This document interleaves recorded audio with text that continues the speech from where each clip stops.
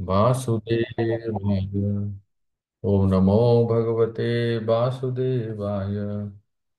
ओम नमो भगवते वासुदेवाय। ओम ज्ञानतिमिरान्धस्य ज्ञानाञ्जनशलाकया चक्षुरुन्मिलितं येन तस्मै श्रीगुरवे नमः। चैतन्यमनोभीष्टं स्थापितं येन भूतले स्वयं रूप कदा मह्यं ददाति स्वपदान्तिकम्।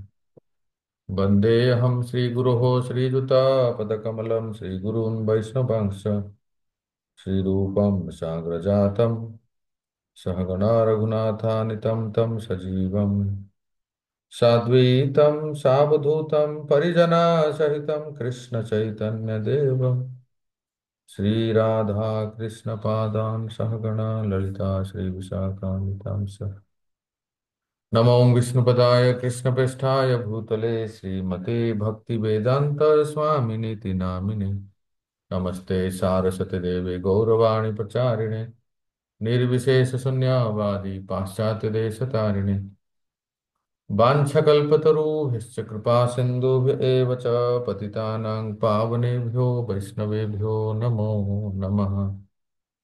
जय श्री कृष्ण चैतन्य प्रभु नित्यानंद श्री अद्वैत गदाधर शिवासादि गौरभक्तवृंद। हरे कृष्ण कृष्ण कृष्ण हरे हरे, हरे राम राम राम हरे हरे। गुरवे गौरचंद्राय राधिकाय तदालय कृष्णाय कृष्ण भक्ताय तद्भक्ताय नमो नमो। नामाचार्य शिला हरिदास ठाकुर की जय। श्री चैतन्य महाप्रभु की जय। हरे कृष्ण। भक्ति रसा सॉरी, भक्ति रसाओं सिंधु मन में बैठा है। हरि नाम चिंतामणि ग्रंथ से हम लोग चर्चा कर रहे हैं, जिसके मुख्य अ, अ, वार्तालाप है महाप्रभु श्री चैतन्य और हरिदास ठाकुर के बीच में। तो कल हमने बहुत विस्तार से एक प्रमुख प्रसंग विषय को हमने चर्चा किया, जो कि साधारणतः इतना डिटेल में कभी हम सुनते नहीं हैं, और वो है नामाभास। क्योंकि जप के तीन स्तर हैं। एक है शुरुआत में जप करते करते अपराध होती है, इसलिए उसको अपराध युक्त नाम कहते हैं, नाम अपराध। फिर धीरे धीरे जिसको प्रभुपाद जी ने ट्रांसलेट किया है क्लियरिंग स्टेज, तो उसको कहते हैं नामाभास। और फिर बाद में शुद्ध नाम। तो ये नामाभास क्या है, कितने प्रकार के हैं। और हमने सुना है कि अजामिल नामाभास से उद्धार हो गए, उनका सदगति हो गया। और फिर हम लोग जो नाम जप कर रहे हैं वो क्या है फिर, क्या ये नामाभास है या कौन सा स्तर है। और शुद्ध नाम जप के जो है हमारा लक्ष्य है, वहां तक कैसे पहुंच सकते हैं। तो इसमें जो नामाभास है, एक एक जनरल अंडरस्टैंडिंग है कि जो क्लियरिंग स्टेज है, बीच का स्तर है, नामाभास है। पर वो नामाभास में भी हमने देखा कि कई अलग अलग विभाजन है, डिवीजन है, कई विभाग है। तो वो हमें जाना है। कल सुने हमने, एक बार हम स्क्रीन शेयर करते हैं। आप लोग अगर कल के क्लास में थे या कल के क्लास आपने रिकॉर्डिंग वगैरह सुना है या नोट्स वगैरह बनाए, तो आपने कुछ समझा है या कुछ उसमें शंका है तो आप बता सकते हैं। शुरुआत ऐसे करते हैं कि आप में से कोई भी भक्त जिसने कुछ पढ़े हैं या उस चार्ट, उसको मैंने जो शेयर किया था उस चार्ट को आपने देखा हो, क्लास में शेयर किया था, तो उसमें फिर से एक बार क्विक रिवीजन करते हैं। फिर उसके बाद उसके ऊपर कई सारे प्रश्न हैं। आपने देखा होगा मैंने ग्रुप में प्रश्नों को भी शेयर किया है। मतलब उत्तर भी हम बता देते हैं, प्रश्न भी शेयर कर देते हैं, बस आपको रिपीट करना है। ठीक है, शेयर करते हैं स्क्रीन।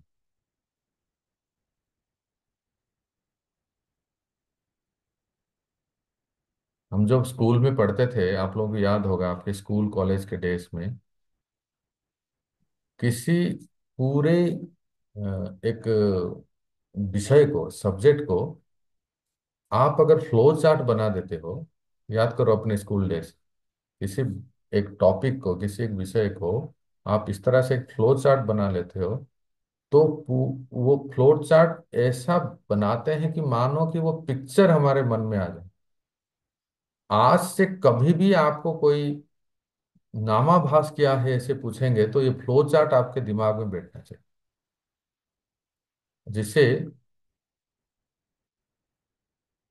हम लोग पूरे कंसेप्ट को अच्छी तरह से बता सकते हैं। जैसे आपने सुना होगा भक्ति रसायन सिंधु में जो वो क्लेशाग्नि के टॉपिक में हम सुनते हैं, ओ, कूट अप्रारब्ध कूट बीज, फिर प्रारब्ध, इसका एक जैसे साइकिल है, फ्लो चार्ट जैसा है। इस प्रकार से ये बहुत ही क्रुशियल, बहुत ही क्रिटिकल डिस्कशन है ये, बहुत ही महत्वपूर्ण चर्चा है। इस इस फ्लो चार्ट को अगर हम कब समझ जाते हैं, तो हमारा हरिनाम के ऊपर बहुत गहन समझावट, अंडरस्टैंडिंग हो जाता है। और फिर हम अपने आप को चेक कर सकते हैं और हम अपने आप को अपग्रेड कर सकते हैं, कैसे हम अ, वो ऊंचे स्तर पे जाएं। तो शुरुआत करें, तो कोई कोई एक तो शुरुआत करे, जो फ्लो चार्ट को देख के कोई बता सकते हैं कि इसमें कल कल हमने क्या चर्चा किया था। एक एक करके बताए ताकि मैं भी आपको ऐड करूं, सहायता करूं।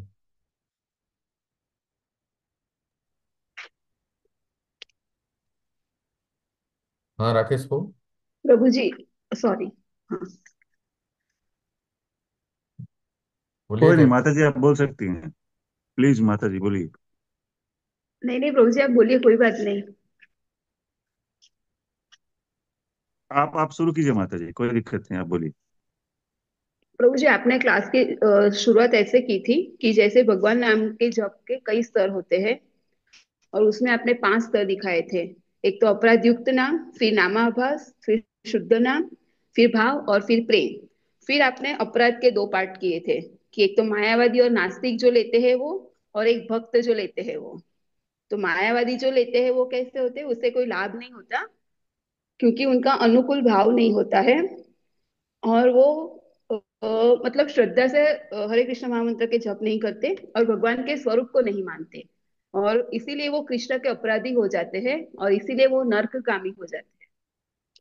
और फिर भक्त का आपने बताया था जगन्नाथेश्वरी कि जो माता, अपराध युक्त।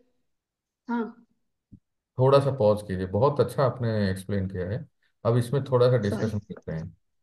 ओके। तो देखिए, यहाँ जो सबसे पहले लिखा है कि अपराध युक्त नाम, अपराध युक्त नाम में दो विभाजन किए हैं, जैसे नास्तिक और मायावादी, और एक है जो भक्त है। तो जो नास्तिक और मायावादी हैं, ये आप स्क्रीन पे देखेंगे तो लिखा है अनकॉन्शियस इनकॉम्पिटेंस। अब ये क्या है, देखिए, अनकॉन्शियस इनकॉम्पिटेंस, अर्थात ये जो नास्तिक, जो भगवान की सत्ता को नहीं मानते हैं, मायावादी जो भगवान के स्वरूप को नहीं मानते हैं, पर ये लोग भी नाम लेते हैं। हाँ, नाम क्यों लेते हैं? वो अपना अपना अलग उद्देश्य आकर, मतलब कुछ भी है, चाहे भौतिक इच्छा के लिए, लाभ के लिए, लोगों को आकर्षित करने के लिए, इत्यादि इत्यादि। तो अनकॉन्शियस, देखो इधर लिखा है इनका स्तर जो है ना, अनकॉन्शियस इनकम्पिटेंस। इसका अर्थ ये, इनकम्पिटेंस का अर्थ है कि अक्षम है, मतलब भक्तों की तरह ये इनमें सक्षमता नहीं है, नाम के प्रति रुचि नहीं है। हाँ, और अनकॉन्शियस का अर्थ है कि ये लोग नाम के महिमा को नहीं जानते हैं। Note it, what is the meaning of unconscious incompetence? Why the atheist and Mayavadis are said called an unconscious incompetence? Incompetence means they don't have uh, taste, like the devotees, full full faith on holy name, और unconscious है कि they they they not aware of the glories of holy name. अर्थात नाम की महिमा, कैसे नाम नामी से अभिन्न है, नाम ही सब कुछ है, इस महिमा को नहीं जानते। इसलिए वो अनअवेयर। और इनकॉम्पिटेंस ये है कि वो नाम के प्रति श्रद्धा नहीं है। फिर फिर वो नाम क्यों लेते हैं फिर? ऐसा भी देखा जाता है कि कोई मायावादी के पंडाल में, आप कुंभ मेला में देखोगे तो ऐसे तो बहुत भरे पड़े हैं, एक से बढ़कर एक अखाड़े, बड़े से बड़े पंडाल लगाते हैं। और तो नाम बस ये है कि कोई फॉलोअर्स, प्रसिद्धि, जनता को आकर्षित करना, कुछ धन, जो भी है, जो भी उनकी इच्छा है वो मिल जाता है किसी ना किसी अल्टेरियर मोटिव, इस उद्देश्य के लिए वो लेते हैं।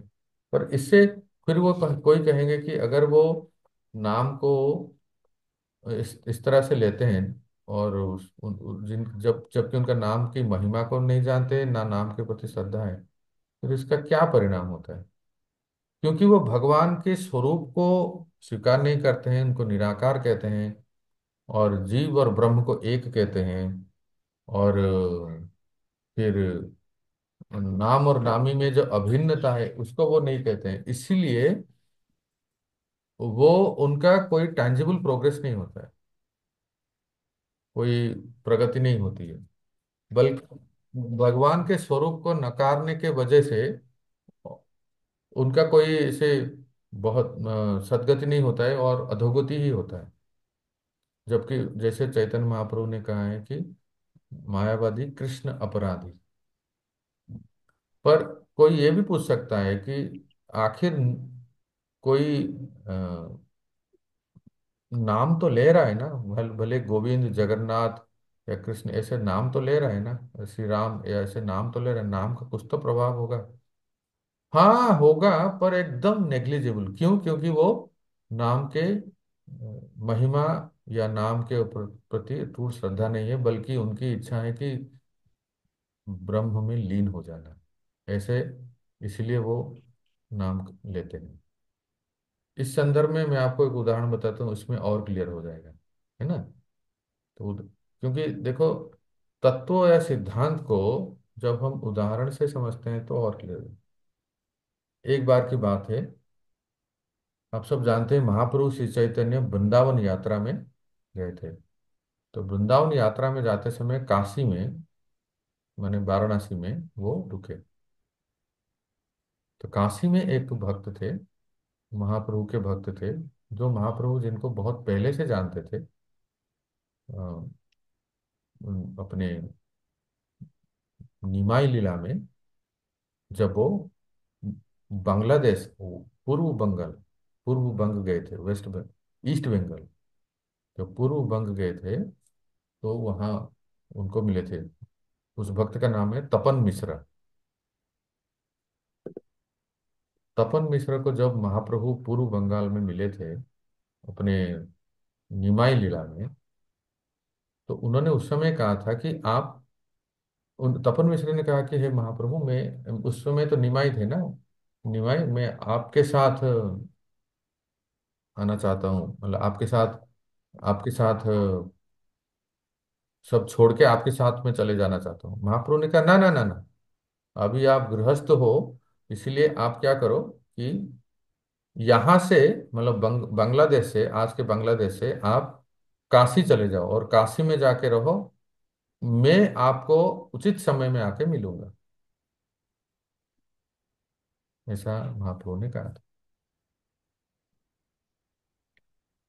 अब निमाई लीला में जब पहली विवाह हुआ था लक्ष्मी प्रिया के साथ, उस समय से लेके महाप्रभु दूसरे विवाह किए विष्णु प्रिया जी से, और इतने साल बीत गया, फिर महाप्रभु ने संन्यास लिया, और संन्यास लेने के बाद पुरी आए, और पुरी आने के बाद पुरी से फिर दक्षिण भारत यात्रा गए, दक्षिण भारत पूरा घूमे, चक्कर लगाए अपने भाई को ढूंढने के लिए, पूरे घूमते घूमते घूमते फिर जगन्नाथपुरी वापस आए, फिर यहाँ कुछ साल रहे, फिर यहाँ से फिर वृंदावन जाने के लिए तैयारी हुई, तो वृंदावन जाते जाते राम केली तक को पहुंचे, और सनातन गोस्वामी ने कहा कि महाप्रभु आपको इस तरह से नहीं जाना चाहिए, तो राम के लिए कन्हई नाटशला से महाप्रभु वापस आ गए और फिर वृंदावन जाने के प्रयास किए।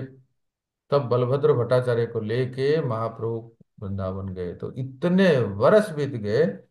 जब वो गए तो तपन मिश्र उनको काशी में मिले, वाराणसी में। फिर वहाँ फिर प्रकाशानंद सरस्वती का उद्धार किए महाप्रभु वृंदावन से लौटते समय। पहले तो कुछ बातचीत नहीं किए, वृंदावन चले गए। वृंदावन में ब्रजमंडल परिक्रमा किए महाप्रभु, 84 कोस ब्रजमंडल परिक्रमा किए।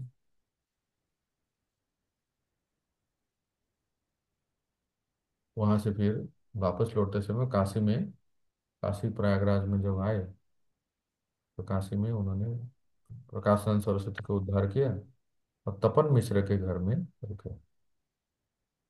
तपन मिश्र के घर में जब महाप्रभु रुकते थे, तो तपन मिश्र के पुत्र थे छोटे से रघुनाथ। रघुनाथ महाप्रभु की सेवा में थे, और कुलीन ब्राह्मण परिवार से हैं। तो रघुनाथ बहुत सेवा किए, तो महाप्रभु ने उन रघुनाथ को आदेश दिए। क्या आदेश दिए? कि रघुनाथ की बड़ी इच्छा हुई महाप्रभु के साथ आ जाने की। महाप्रभु मुझे भी आपके साथ ले जाइए, आपके साथ अपने साथ रखिए। कितना अच्छा है ना, कोई अगर हमारे पास आता है और कहता है हम आपके साथ रहेंगे, तो हम लोग तो यही कहेंगे, छोड़ो घर बार, चलो। चलो आ गए हमारे पास एक फुल टाइम डिवोटी। लेकिन महाप्रभु कितने बेस्ट काउंसलर है, देखिए। सुनिए, आज अलग अलग जगह पे अलग अलग लोगों को अलग अलग तरह से महाप्रभु ने संदेश दिया, मार्गदर्शन किया। महाप्रभु ने रघुनाथ को कहा, रघुनाथ नहीं, मेरी आज्ञा है तुम घर में रहो। और क्यों रहो? क्योंकि तुम्हारे माता पिता भक्त हैं, मेरे अनन्य भक्त हैं। तुम्हारे माता पिता गृहस्थ भक्त हैं, उनके कोई सेवा के लिए नहीं है, तुम अकेले पुत्र हो, तो तुम अभी माता पिता की सेवा करो। और जब माता पिता गोलोक धाम पधार जाएंगे, देहांत हो जाएगा, तब तुम मेरे पास आ जाना। महाप्रभु ने कभी डायरेक्ट ये नहीं कहा कि चलो, चलो आ जाओ मेरे साथ और ज्वाइन हो जाओ। क्योंकि स्थिति को देखते हैं ना, महाप्रभु जानते हैं। और ठीक वही आदेश गोपाल भट्ट गोस्वामी को भी दिए थे,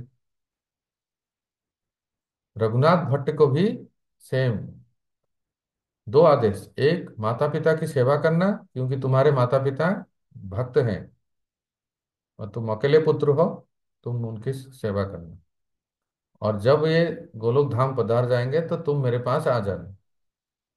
परंतु एक बात की ध्यान रहे, सुन रहे हैं ना आप लोग? विवाह मत करना।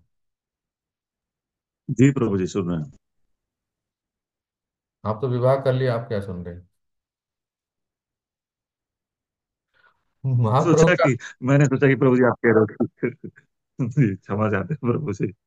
कोई बात मैं नहीं, तो सोचा कि आप सुन थोड़ा रहे बहुत थोड़ा चलता है ऐसे। महाप्रभु का आदेश था कि माता पिता की सेवा करना, और फिर गोलोक धाम पधारने के बाद वहां जाना। दूसरा आदेश ये था कि विवाह मत करना। तो रघुनाथ भट्ट गोस्वामी महाप्रभु के आदेश से फिर वो, जब इनके माता पिता उद्धार हो गए, गोलोक धाम पधार गए, तो वो आगे पुरी आने लगे। तो पुरी आते समय रास्ते में उनको एक बहुत अच्छा वैष्णव मिला, भक्त मिला, एक रामानंदी संत। ऐसे ऊर्ध्वपुंड्र तिलक लगाए हैं, रामानंदी तिलक लगाए हैं। क्या हुआ राधा देवी माता, जगन्नाथेश्वरी माता? कुछ कह रहे हैं? प्रभु जी, अभी आप ये जो लीला सुना रहे हैं उसमें आपने कहा कि तपन मिश्रा से मिले और उनके बेटे थे रघुनाथ जी। तो रघुनाथ भट्ट के ये मिश्रा थे। तो रघुनाथ, तपन ये मिश्र के कंफ्यूजन हुआ मुझे इसलिए। ठीक है, तपन मिश्र के ही पुत्र रघुनाथ भट्ट। तो ये रघुनाथ, वैसे सरनेम थोड़ा सा अलग है, पर वो उनके पुत्र थे। उनका नाम था रघुनाथ, फिर पुरी में आने के बाद रघुनाथ भट्ट गोस्वामी हो गए, ऐसा है।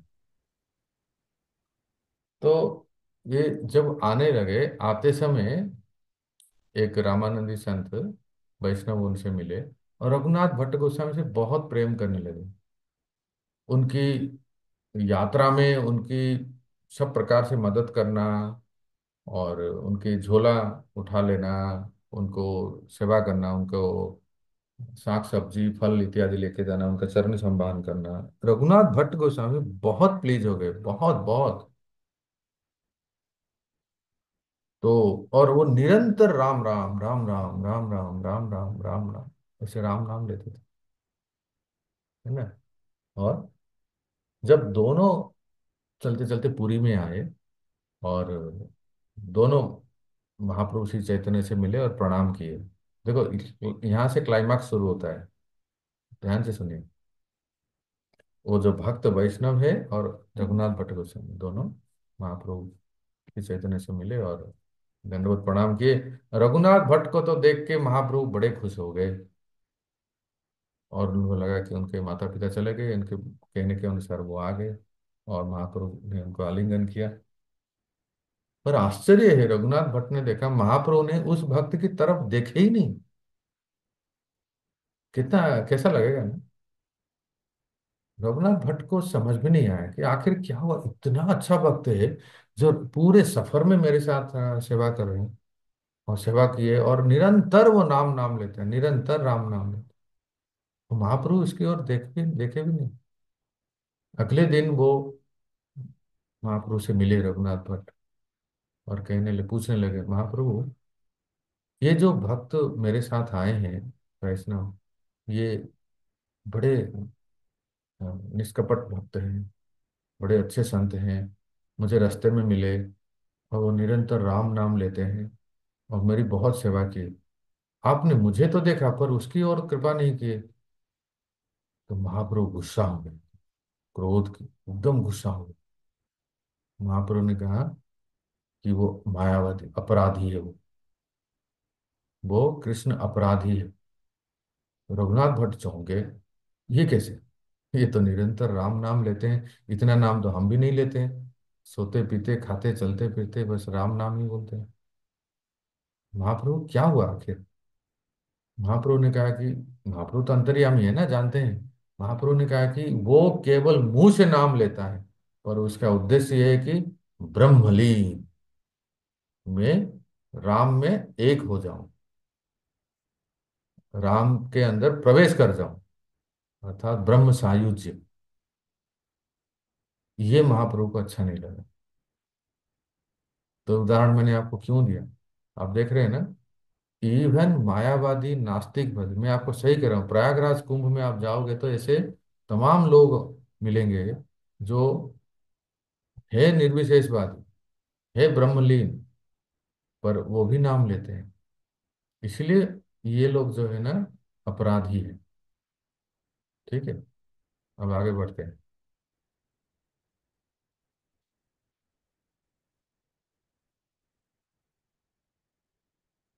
तो जगन्नाथेश्वरी माता बोल रही थी, अब आगे बोलिए। आप बोलेंगे या और कोई बोलेंगे? किसी और को दीजिए प्रभु जी चांस। राकेश को बोलिए। मेरे पास तो है लिखा हुआ है। जी प्रभु जी। उसके आगे। दरअसल बिजली चली गई है, इसलिए अच्छा ठीक कोई ठीक। नहीं। आप जी। तो आप प्रभु बोलेंगे। जी, माता जी ने जी, माता जी ने जैसे चर्चा की थी कि होली नेम के आपने बताए थे बहुत सारे स्तर, उसमें हम लोग चर्चा कर रहे थे अपराध, ये अपराध वाले सेक्शन में दो ये कर रहे थे कि एक मायावादी और दूसरा जो है भक्त, दोनों के बीच में क्या अंतर होता है। तो आगे आपने बताया था प्रभु जी, भक्त डिवोटीज के केस में ये केयरलेसनेस की वजह से और संबंध ज्ञान नहीं होने के कारण ये अपराध करते हैं। अपराध करना उद्देश्य नहीं होता है, लेकिन क्षमता होती है इनमें। अगर ये अपने अपराधों को अपराध मुक्त हो जाएं, तो ये छाया नामाभास को प्राप्त कर सकते हैं प्रभु जी। हाँ ठीक है, 1 मिनट रुकिए। देखिए, देखो यहाँ जो बताया गया है कि दूसरे प्रकार के जो अपराध युक्त नाम होता है वो भक्तों से होता है। अब वो भक्त क्या है कि ये जैसे हम लोग साधक हैं, हम लोग भी जप करते हैं, कीर्तन करते हैं, पर हमसे 10 नाम अपराध हो जाता है। और इसको कहते हैं कि कॉन्शियस इनकॉम्पिटेंस। मतलब ऊपर के कैटेगरी तो अपराध को जानते नहीं है, मतलब वो केवल जो नास्तिक और मायावादी हैं, वो लोगों को इतना 10 नाम अपराध ये नहीं, सिर्फ वो नाम को लेते हैं और वो उसमें भगवान के साथ एक हो जाना, ये सब उनका, या कुछ और उपलब्धि प्राप्त करने के लिए। पर जो भक्त हैं वो भगवान के स्वरूप को मानते हैं, वो नाम और नामी में अभिन्न है ये भी जानते हैं, और नाम श्रेष्ठ है ये भी जानते हैं, परंतु अपराध हो जाता है, जैसे 10 नाम अपराध वो होता है। इसलिए उनको कहते हैं conscious, they know, they are aware of what are the offences. इसलिए उनको कहा है कॉन्शियस है। पर इनकॉम्पिटेंस है इसलिए कि वो प्रगति नहीं कर पाते हैं। आ, भक्ति में प्रगति नहीं हो पाता है, क्योंकि वो जानते हैं अपराधों के बारे में, ऐसा नहीं कि नहीं जानते हैं, अपराध हो जाता है। अच्छा, क्यों होता है अपराध? तो बताया गया केयरलेसनेस। जैसे वो 11th ऑफेंस कहते हैं, अपि प्रमाद। लिखिए, अपि प्रमाद, ये पद्म पुराण के श्लोक में आता है ना। तो उसका अर्थ है कि इन अटेंटिवनेस, असावधानता, ध्यान ना देके। इससे फिर हम लोग बहुत ही सरलता से ले लेते हैं नाम जप को, और नाम जप के साथ सब कुछ करते हैं, इसलिए अपराध होता है। और दूसरा है कि इनकम्प्लीट संबंध ज्ञान, अर्थात नाम और नामी अभिन्न है, और नामी अर्थात कृष्ण से हमारा संबंध है, हम उनके प्रसन्नता के लिए जप करते हैं, ये ज्ञान नहीं है। बस ऐसे ही केयरलेसली जप करते हैं। पर कहते हैं कि अगर अपराधों से बचे हैं हम, तो फिर ये जो लोग हैं, ये छाया नामाभास के स्तर स्तर पे आते हैं। फिर ये छाया नामाभास क्या है, हमने सुना, इनको कहते हैं कॉन्शियस कॉम्पिटेंस। अर्थात ये छाया नामाभास में जब साधक आते हैं तो ये जानते हैं अपराधों के बारे में, और अपराधों से बचते हैं, इसीलिए कॉम्पिटेंस है। अर्थात ये प्रगति की ओर है, प्रोग्रेसिव डिवोटी। कहते हैं ना, India is a progressive country. तो ये लोग फिर प्रोग्रेसिव स्तर पे, प्रगति के स्तर पे। परंतु इसमें एक रिस्क भी ये है कि ये डायनामिक है। लिखिए, इस स्तर को लिखिए, डायनामिक। छाया नामाभास जो है ना, ये डायनामिक इसलिए इसको कहा गया है कि थोड़ा सा केयरलेसनेस होने से फिर वो नाम अपराध के स्तर पे आ जाते हैं। तो 3 नंबर में लिखा है छाया नामाभास है, ये डायनामिक है। अर्थात ये कांस्टेंट नहीं है, स्टैटिक नहीं है। डायनामिक का ऑपोजिट है स्टैटिक। स्टैटिक नहीं है, स्थिरता नहीं है, ये अस्थिरता है, स्थिर है। इसलिए कि वो थोड़ा सा असावधान रहते हैं या ध्यान नहीं देते हैं, तो फिर अपराध नाम के स्तर पे आ जाते हैं। परंतु यही छाया नामाभास जो है, जो कि श्रद्धा नामाभास है, ये एक है छाया और दूसरा है प्रतिबिंब। और छाया नामाभास क्या है कि जिसमें हो सकता है थोड़ा श्रद्धा में कम है, पर वो केवल भक्ति को ही करते हैं, भक्ति में दृढ़ विश्वास है, और भक्ति में किसी का मिश्रण नहीं करते हैं। ऐसे कैंडिडेट जो है, ऐसे साधक जो हैं, बहुत ही क्विकली शुद्ध नाम के स्तर पे आ सकते हैं। पर श्रद्धा नामाभास का जो दूसरा है, विभाजन है, जिसका नाम है प्रतिबिंब नामाभास, अर्थात भक्ति करते करते उसमें कर्म का मिश्रण होता है, ज्ञान का मिश्रण होता है, योग का मिश्रण होता है, सांख्य का मिश्रण होता है, और क्या, एस्ट्रोलॉजी का भी मिश्रण होता है। मतलब इसके ऊपर ज्यादा विश्वास है भक्ति से। भक्ति के साथ ये सब में, ये सब भी करते हैं, इसमें भी विश्वास है, मिक्स होता है, तो फिर मिक्स्ड मिक्स्ड डिवोटी, मिश्र भक्ति होती है, प्रतिबिंब नाम। पर इसका, इससे फिर वो ज्यादा से ज्यादा कोई मुक्ति प्राप्त करते हैं, सालोक्य मुक्ति आदि, और शांत रति को ही प्राप्त करते हैं, जिसमें कोई भगवान के साथ कोई लेन देन, कोई आदान प्रदान नहीं होता है। इसलिए भक्तों को छाया नामाभास इज बेटर देन द प्रतिबिंब नामाभास। और छाया नामाभास से फिर वो तुरंत शुद्ध नाम के स्तर पे आ जाते हैं। और शुद्ध नाम में क्या होता है, अनकॉन्शियस कॉम्पिटेंस, अर्थात शुद्ध नाम के स्तर पे वो इतना आदी हो जाते हैं, इतना हैबिचुट हो जाते हैं, अनकॉन्शियसली भी वो अपराध नहीं करते। इसलिए कहा गया है अनकॉन्शियस कॉम्पिटेंस। स्क्रीन पे देखिए,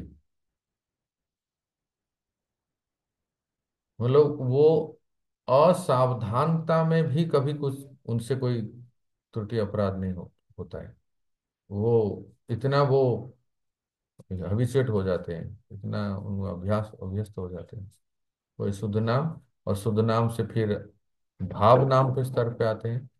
तब ये भाव नाम के स्तर पे स्पिरिचुअल इमोशंस, ये जो अ, रोमांच, कंप, सुतरंग भाज्य, ये सब उसमें प्रकट होता है साधक में, कीर्तन करते ही, नाम जप करते ही, कथा करते ही, राइट। और फिर अंत में प्रेम नाम के स्तर पे आते हैं।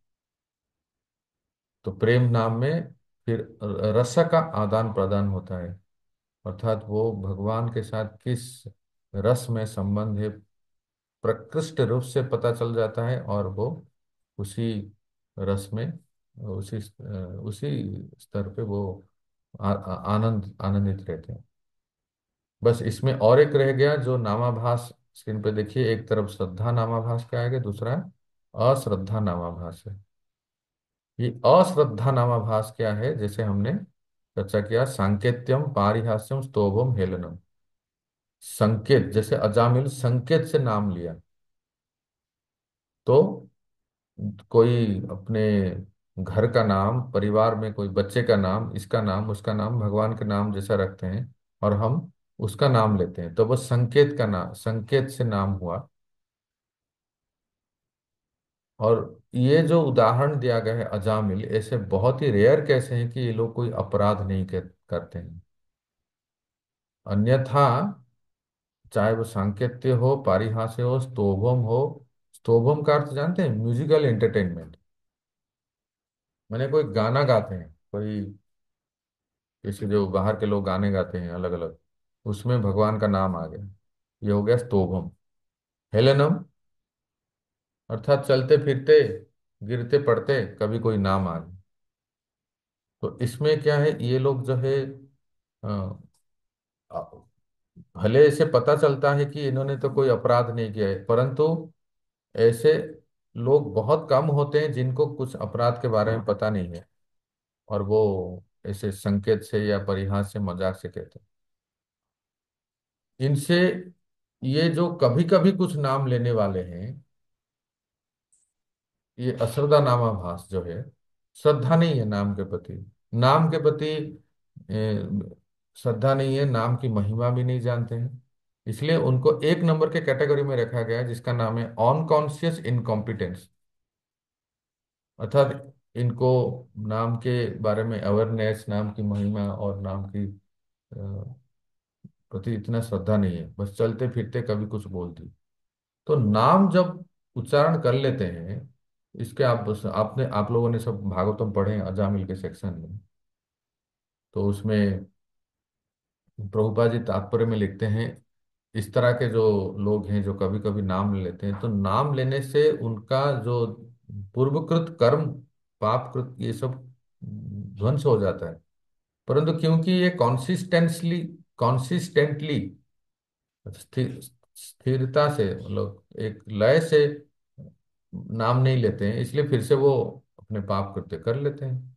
फिर कभी नाम लिए तो उसका फिर नाम के प्रभाव से वो दूर, इसलिए उनका वो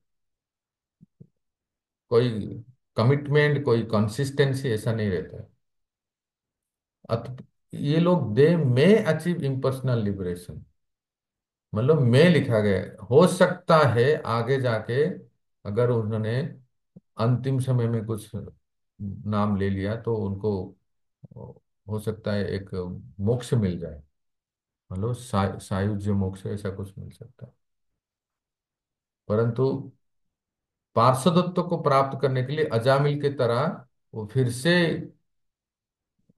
भजन करना पड़ेगा, संघ में आना पड़ेगा, अर्थात श्रद्धा नामाभास में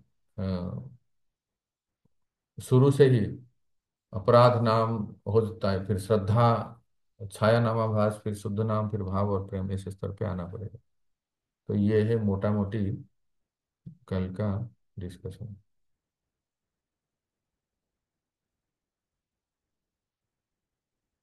हाँ राकेश को। प्रभु जी, मेरी एक जिज्ञासा थी कि जैसे कंस या रावण थे प्रभु जी, उन्होंने भी भगवान का नाम लिया, वो भी भक्त न श्रद्धा कैटेगरी में आते हैं न श्रद्धा कैटेगरी में आते हैं, लेकिन भगवान ने तो उनको प्रभु जी ये उच्च स्थान दिया प्रभु जी। उनको वो तो मतलब नीचे की तरफ उनका पतन नहीं हुआ प्रभु जी। बहुत अच्छा प्रश्न है। अब सुनिए, इनका उत्तर मैं लिख के बता रहा हूँ, आप लोग भी नोट कीजिए।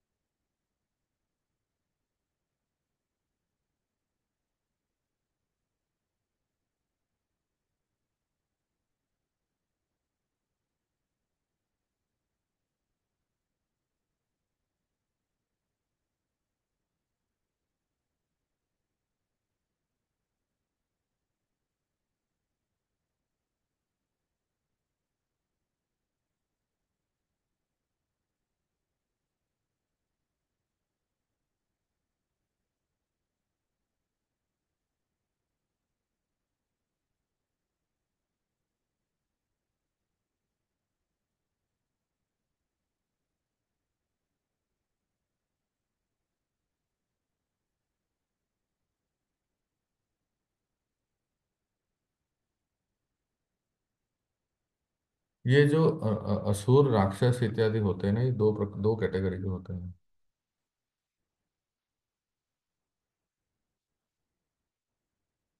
पहला ये है कि जो लोग डीमॉन्स बाय नेचर,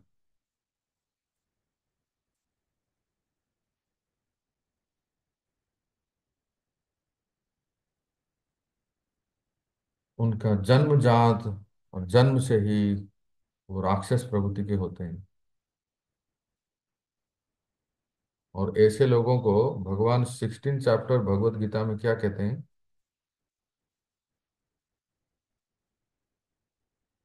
तान्यहम दूषितम कुरा संसारेषु नराधमा क्षिप्रामि अजरसम लोके आश्रम येव योनिषु। तो मैं ऐसे जो असुरिक प्रवृत्ति के हैं असुरों को मैं नरक में धकेल देता हूँ, क्योंकि ये आसुरी हैं। 16वां अध्याय भगवत गीता में भगवान कहते हैं, क्या कहते हैं? कैस्ट देम टू हेल, क्योंकि वो समाज में उपद्रव करते हैं। और इनका क्या होता है, सच डिमंस, ये जो इस प्रकार के जो आसुरिक प्रवृत्ति के लोग हैं ना,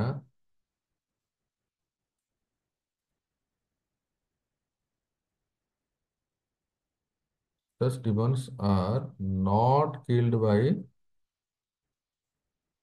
कृष्णा, ये कृष्ण के द्वारा वध नहीं होते हैं। और मतलब एक तो है परम भगवान श्री कृष्ण के द्वारा उनका वध नहीं होता है, पर इस प्रकार से वो नरक योनि में जाते हैं और फिर पुनर्बार इस संसार में जन्म लेते हैं। ऐसा उनका जन्म मृत्यु चक्र रहता है। और कभी कोई भगवान के कोई अवतार, उससे भी अगर वध होता है तो utmost they can go to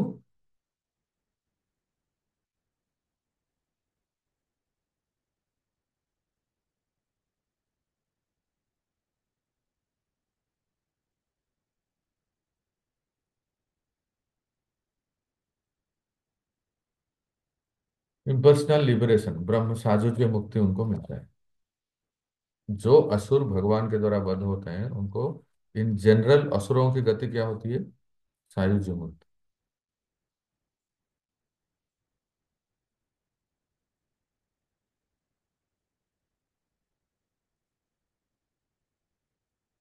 और दूसरे प्रकार के हैं कि जो डीमंस, ये जन्म से नहीं होते हैं। डीमंस बाई कर्स,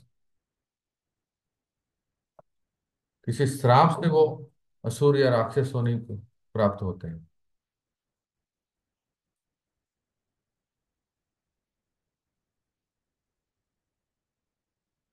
तो इनका क्या होता है? Such demons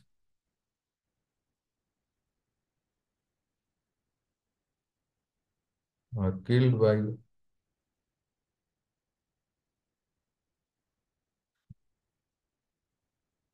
and get liberated.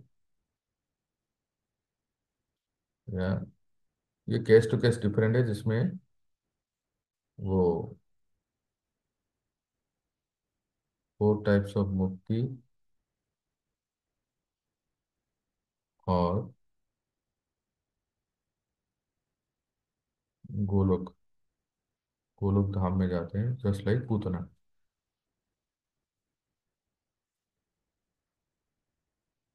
है ना?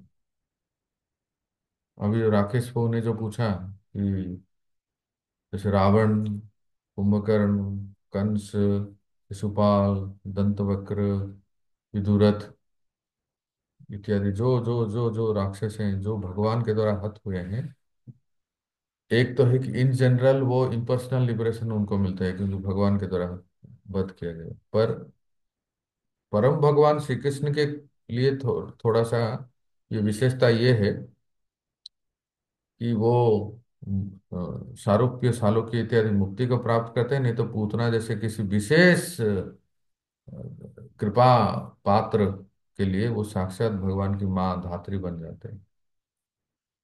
है ना? अब कोई पूछेगा कि ये क्या होते हैं, ये कौन होते हैं डिमोन्स बाय नेचर, जो जो जो किसी कर्स किसी श्राप से राक्षस नहीं बनते हैं। किसी वो जन्मजात ही जन्म से ही वो आसुरिक प्रवृत्ति के होते हैं, हमेशा भगवत विरोधी है, भगवान के विरोध है। ऐसे कोई है क्या? इसका एग्जाम्पल है बेण। लिखिए, राजा बेण।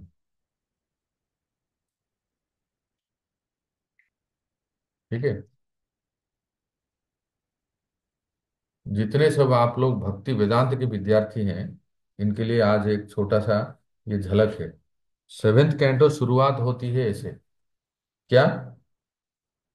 युधिष्ठिर महाराज के राजसूय सभा में नारद मुनि जब देखे कि शिशुपाल का वध हुआ, तो शिशुपाल का आत्मा भगवान के शरीर में प्रवेश कर गया और वो पार्षदत्व प्राप्त कर लिया।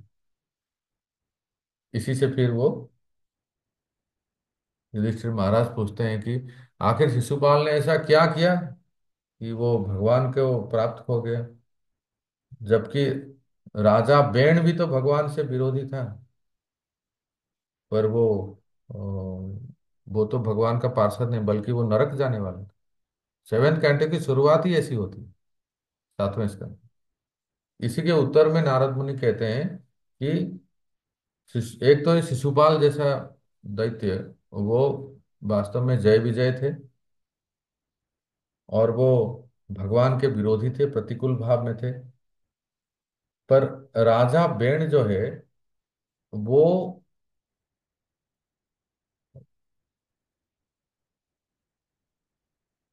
धर्म, ब्राह्मण संस्कृति और इत्यादि से बहुत विरोधी थे, और भगवत विरोधी थे। और बेण डायरेक्ट नरक में गिरने वाले, क्योंकि ये किसी श्राप से ऐसे दैत्य नहीं बने, बाय नेचर। यहाँ लिखा है देखो, डीमंस बाय नेचर, कि जन्मजात ही उनका स्वभाव था भगवत भगवत विरोधी, ब्राह्मण सनातन धर्म के विरोधी। और ऐसे लोगों को अधोगति होता है, जैसे 16वां अध्याय गीता में भगवान कहते हैं। परंतु ठीक है, वेण के लिए सौभाग्य ये था कि उनके पुत्र के रूप में पृथु महाराज जन्म हुए, और इसलिए वो उद्धार हो गए। नहीं तो ऐसे लोग तो घोर नरक में जाते हैं। राकेश कुमार प्रभु जी, इज इट क्लियर? जी प्रभु जी, बिल्कुल क्लियर। बहुत बहुत धन्यवाद प्रभु जी।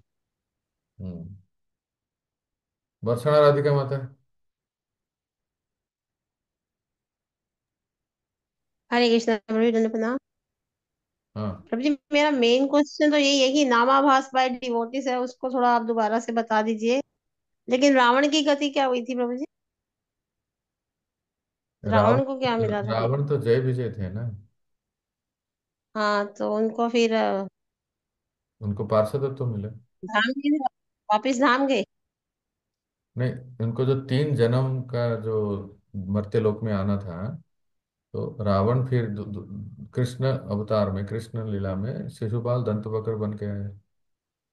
हाँ जी, हाँ जी। ऐसा है। नहीं, आप जैसे कह रहे थे ना, 4 टाइप्स ऑफ मुक्ति, हम्म। तो वो भी राम के द्वारा मारे गए, तो ऐसा नहीं हुआ उनके साथ। उन्होंने अपना वो 3 जन्म का वो पूरा किया, 3 जन्म जो का उनको पूरा किया। साथ मिला था। राइट। ओके प्रभु जी, ये नामाभास बाय डिवोटीज जो है, उसमें कॉन्शियस इनकॉम्पिटेंस, मतलब इनकॉम्पिटेंस तो प्रोग्रेसिव हो गया ना, जो प्रगति मतलब कि हम्म। चेतन अवस्था में वो प्रगति करने का प्रयास करते हैं लेकिन कर नहीं पाते। राइट प्रभु जी? कौन से स्तर बोल रहे हो, नामाभास? बाय कौन डिवोटीज। कौन से नामाभास? प्रभु जी, देखो, छाया नाम आभास के, फिर से एक बार छाया स्क्रीन। नाम आभास के देखो, तो आप इसको देख के जो बताइए, आप देख के बताइए, अभी बताइए।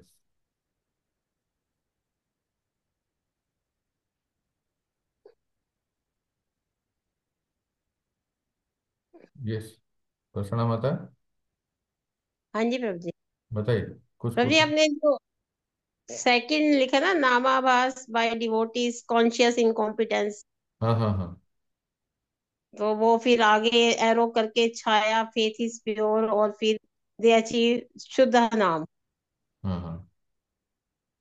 तो मैं ये मतलब रिलेट नहीं कर पा रही हूँ कि इनकॉम्पिटेंस का मतलब तो जैसे प्रोग्रेसिव प्रगति बताई गई है, तो फिर क्या? वो शुद्ध नाम तक कैसे पहुंचते हैं?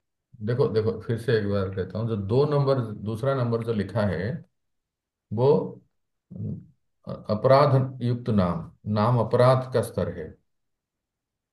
अर्थात भक्तों के साथ, भक्त जो भक्त साधक हैं, वो अपराध युक्त नाम लेते हैं। तो इनमें क्या है कि कॉन्शियस हैं, वो जानते हैं अपराध के बारे में, पर वो इनकॉम्पिटेंस है, वो प्रगति नहीं कर पाते। अक्षम है। अक्षम है, क्योंकि अपराध होता है ना, इसलिए प्रगति नहीं हो पाती। और यही, जब वो अपराधों से बचते हैं, कॉन्शियसली अवॉइड करते हैं, फिर वो छाया नामाभास के स्तर पे आ जाते हैं। और छाया नामाभास में वो अपराधों से दूर रहते हैं, तो कॉम्पिटेंस हो जाते हैं। अर्थात वो इन प्रोग्रेसिव प्रोग्रेसिव स्टेज, प्रगति के स्तर पे होते हैं, है ना। वो छाया वो उनका एरो सीधा वहां जा रहा था ना, शुद्ध नाम पे। तो हाँ, उसको रिलेट नहीं कर पा रही। देखो मतलब अपराध से, एक्चुअल में तो स्टेप बाय स्टेप।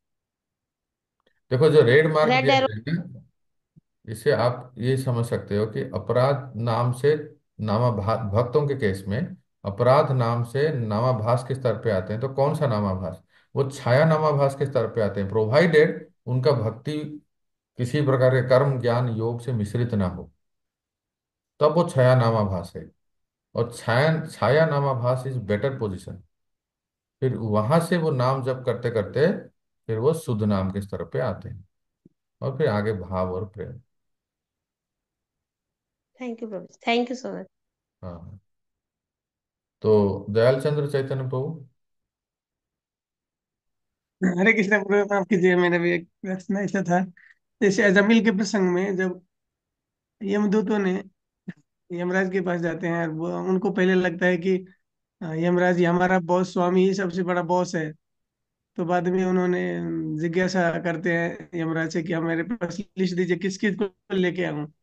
तो यमराज बोलते हैं ना कि जो एक बार भी भगवान का नाम लिया हो, एक बार भी भगवान के विग्रह के अगर सिर झुकाया हो, तो उन लोगों को मत मेरे पास लेके आना।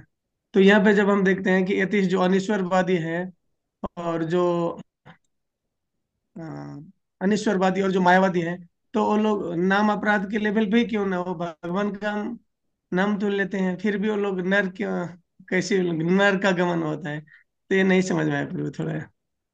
हाँ, देखो ऐसा है कि जो मायावादी हैं, वो जो नास्तिक हैं, वो भगवान के सत्ता को, भगवान के स्वरूप को नहीं मानते हैं, अर्थात वो भगवान के नाम पे विश्वास नहीं है। और वो लोग भी देखा जाता है कभी कभी नाम लेते हुए, पर उद्देश्य बिल्कुल विपरीत है। चाहे और कुछ लीन होने की, जैसे मैंने आपको उदाहरण दिया वो ब्रह्मलीन वाला साधु, तो ऐसे उनका रहता है कि हम भगवान से एक हो जाएंगे, इस प्रकार का। या फिर कोई पूजा लाभ प्रतिष्ठा या भौतिक इच्छा, या इसके लिए बस नाम को वो एक सीढ़ी की तरह आश्रय सहारा लेते हैं।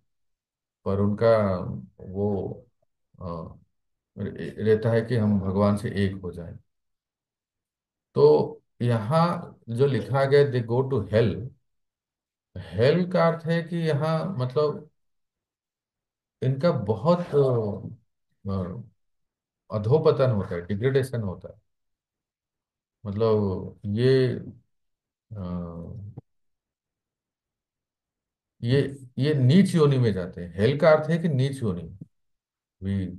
अ, ऐसा नहीं कि वो उनका एकदम नरक में जाते हैं, उनका डिग्रेडेशन होता है। किसी ने एक उदाहरण दिया था, कई भक्तमाल चरित्र में ऐसे सुना है। सुनो, सुनो, तो सुधर ने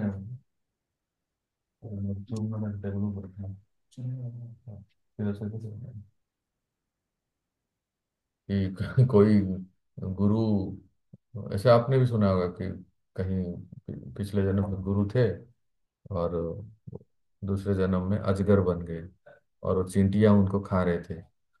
तो किसने कहा कि "अ, ये कौन है?" ये पिछले जन्म में गुरु थे, अपने चेलों से बहुत धन लूटे थे और फिर बाद में अजगर बन गए, तो वही चेले चींटी बन के उनको खा रहे हैं। ऐसे कुछ भक्तमाल में कोई कथा है। तो कहने का अर्थ है कि इनका अपग्रेड नहीं होता है, वो अधोगति होता है, क्योंकि भगवान भगवान नाम के विरोधी। इसलिए आपने सुना होगा चैतन्य महाप्रभु अपनी लीला काल में ये प्रकाशानंद सरस्वती या जितने मायावादी थे, उनसे बहुत नाराज थे, क्योंकि वो कहते थे एक तरफ हमें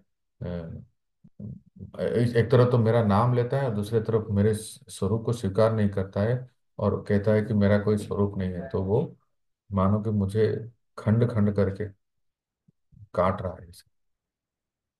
तो इज इट क्लियर?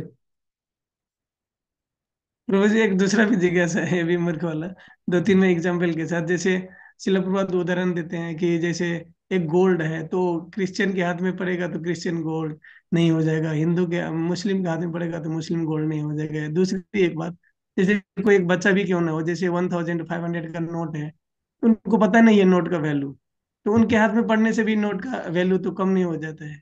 और पद्म पुराण में भी देखते हैं कि जैसे कोई भी भगवान का नाम लेता है तो पाप जो है ना उसी तरह भागता है, जैसे एक सिंह के दहाड़ से छोटे छोटे जानवर जो है ना जंगल से दूर भाग जाता है।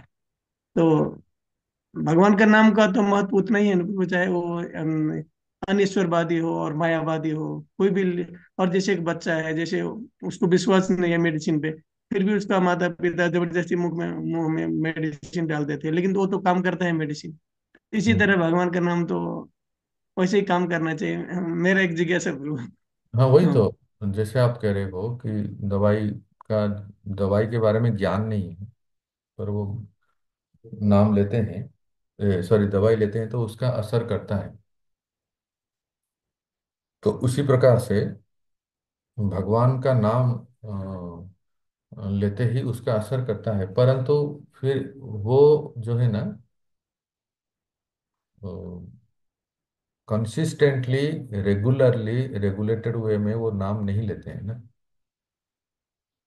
एक बार कभी संकेत में, परिहास में आप वो प्रसंग देखोगे तो उसके उसी श्लोक के अगले श्लोक में ही बताते हैं कि एक बार कभी ऐसे ले लिया भगवान नाम, पर वो फिर वो आगे वो कंटिन्यूटी नहीं रहती, और वो अ, अपने नॉर्मल लाइफ में, अपने कृत्य में करते रहते हैं। तो जब जितना उन्होंने नाम लिया उतना तो फल मिलेगा, पर फिर से वो जब पाप कृत्य करने लगते हैं तो फिर वो, या कुछ साधारण सामान्य कृत्य करते हैं तो उसका फल उनको मिलेगा। ये भगवान का नाम पाप को काट देता है, परंतु बाद में तो पाप करना नहीं है ना। अजामिल तो प्रकृष्ट उदाहरण है ना। क्या अजामिल ने विष्णुदूतों से रक्षा पाने के बाद फिर वो गलत काम किए? नहीं किए। फिर वो पूर्णतः शुद्ध हो गए, और उन्होंने हरिद्वार में जाके खूब भजन किए, तब जाके पार्षदत्व मिला उनको। ठीक है। एक प्रश्न है, देखिए मैं आपको, मैंने ग्रुप में शेयर किया था, आप लोग कोई बता नहीं रहे, मैं ही बता देता हूँ। क्या प्रश्न था, पढ़ो।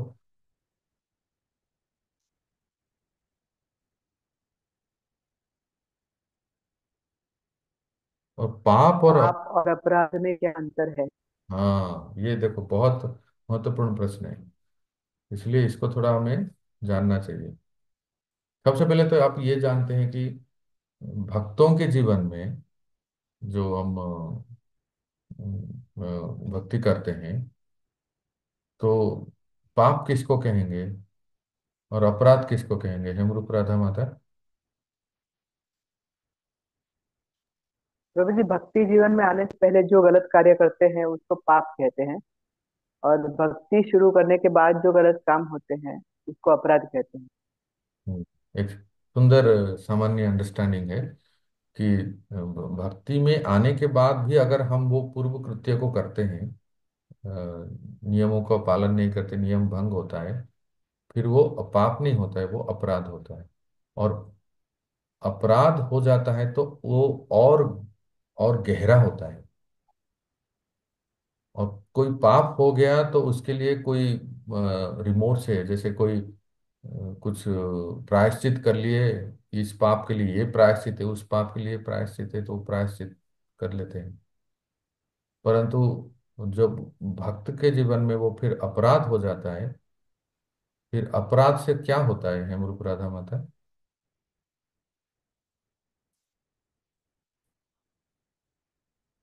तो भक्ति में रुकावट आ जाती है, भक्ति में पतन हो पतन। सकता है, रुकावट आती है और पतन भक्ति भी में हो पतन। सकता है। हम्म,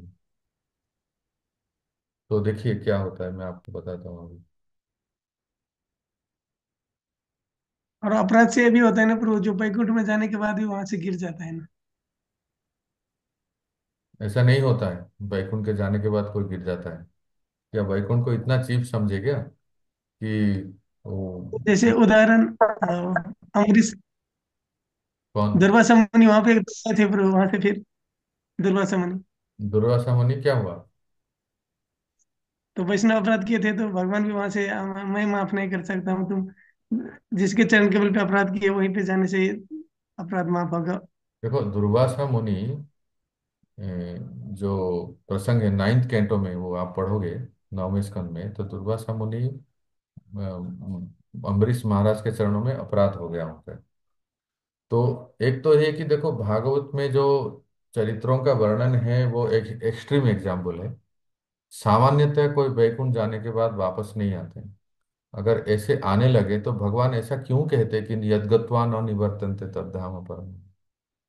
वैकुंठ धाम समझना चाहिए हम लोगों को कि कोई ऐसे साधारण व्यक्ति, साधारण धाम नहीं है। और उसमें आप पढ़ोगे 9वें स्कंद में जो वर्णन है कि जो अम्बरीश महाराज के लीला में दुर्वासा जी, अम्बरीश महाराज से अपने चरणों में अपराध हो गया तो वो एक एक हायर प्लैनेट में गए, सबके पास गए, ब्रह्मा जी के पास गए या शिव जी के पास गए इत्यादि। और जब वैकुंठ भगवान के पास भी गए तो वो भगवान के पास जो गए वो इस ब्रह्मांड के अंदर जो श्वेत द्वीप है रमा वैकुंठ में गए थे। वो ये ब्रह्मांड से परे जो परोब्यम विरजा के उस पार जो वैकुंठ है वहां नहीं गए थे। वहां जाने के लिए इस शरीर में जा ही नहीं सकते। ठीक है।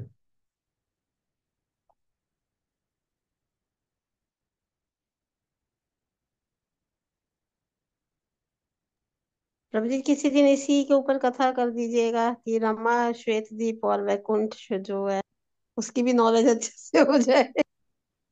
हाँ अवश्य। अब देखिए बहुत सुंदर कंसेप्ट आज आपको क्लियर हो जाएगा।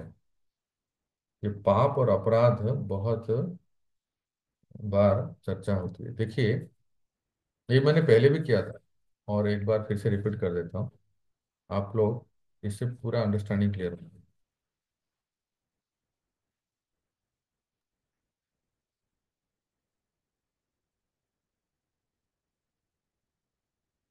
आपने ये सुना है कि नेहा विक्रम नास्यस्ते प्रत्यवाय न विद्यते, गीता में सुना है ना कि भगवान गीता में जी कहते प्रभु। हैं कि मेरे इस मार्ग में, मेरे मेरे भक्ति मार्ग में कोई थोड़ा सा भी प्रयास करता है तो वो स्वल्पम अपयस्य धर्म से त्रायते महतो भय। त्रायते महतो भयत का अर्थ क्या है? कौन से भय से वो दूर हो जाता है? उसका नीच योनि में जाना नहीं होता, अधोगति नहीं होता, मनुष्य नहीं प्राप्त होता है। मनुष्य नहीं मनुष्य बना। नीचे नीचे नहीं। ठीक है। एक तो ये है और दूसरा ये है कि उसमें कहते हैं कि नेहा विक्रमण आश्वस्ति, आपने ये भी सुना होगा कि क्या भक्ति, भक्त का भक्ति नाश हो जाता है या आवृत होता है? वर्षणा राधिका माता। आवृत, आवृत, अवरुद्ध होगा प्रभु जी। 100% आवृत। अच्छा। और ये साथ साथ हमने ये भी सुना है कि चैतन्य चरितामृत में वर्णन है, चैतन्य महाप्रभु कहते हैं कि वैष्णव अपराध इतना घातक है कि जैसे मानो हाथी माता के समान है, अर्थात पागल हाथी के समान है कि वो भक्ति के लता को उखाड़ के फेंक देता है। इसको कैसे कहेंगे आप? तो नाश तो हो गया ना। बोलिए वर्षणा देवी जी। तभी हम भक्ति में आगे नहीं बढ़ पाते ना, वही नाश हो गया तो हम वही एक द्वंद युद्ध लड़ते रहते हैं, करते रहते हैं नाम नहीं, और मेरा प्रश्न है अपराध कि करते भक्ति रहते हैं। में आप कह रहे हो कि नहीं नाश नहीं होता है, इसलिए मैं आपको पूछ रहा हूँ। यहाँ तो कहा गया है ना कि नाश हो जाता है।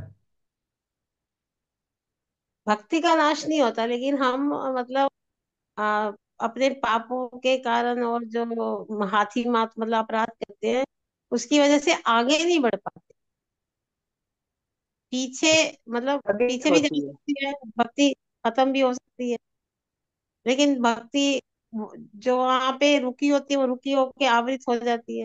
कंफ्यूज हो रही है मैं प्रभु जी। प्रभु जी, मैं तो ऐसे सुना हूँ, जैसे मैं तो चलिए ऐसे सुना हूँ सुनिए प्रभु जी, सुनिए सुनिए, अभी देखिए अपराध करने से हाँ, डायग्राम देखिए अभी, इससे आपको पूरा क्लियर हो जाएगा।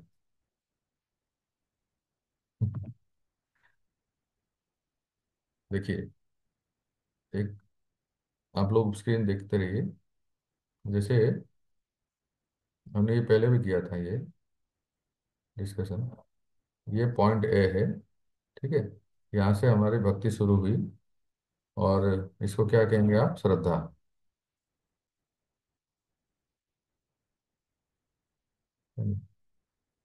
और श्रद्धा से हम लोग भक्ति शुरू किए,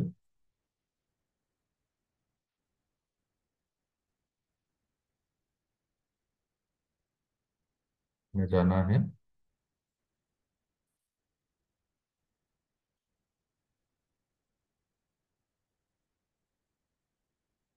प्रेम, ठीक है। इस श्रद्धा से शुरू किया और हमें, हमारा मंजिल है प्रेम स्तर को पहुंचना है। अब क्या हुआ कि ये तय जो करना है, इसका मान लीजिए 100 किलोमीटर है। एक ग्राफिकल अंडरस्टैंडिंग है। श्रद्धा से प्रेम तक का दूरी 100 किलोमीटर है। ओके, तो हमने यहाँ से भक्ति शुरू किया,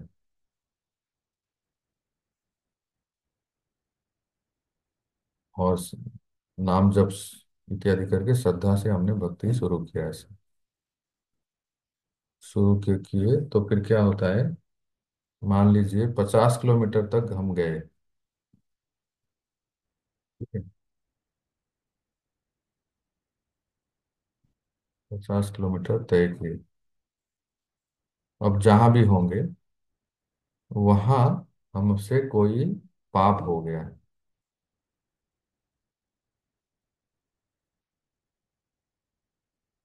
अर्थात 4 नियम टूट गया।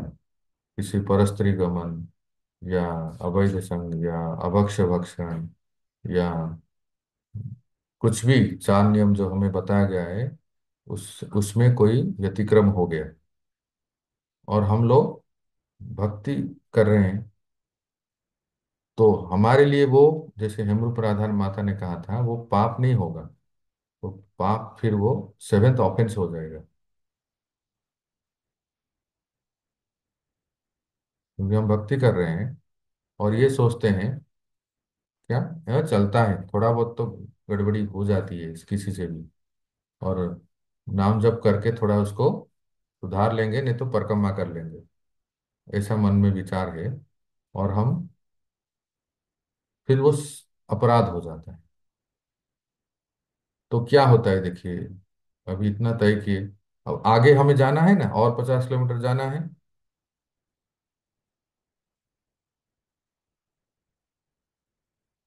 तो हमें क्या, अगर हम हमसे कोई पाप नहीं होता है, तो हमारा ग्राफ कैसा होगा जानते हैं, ये देखिए,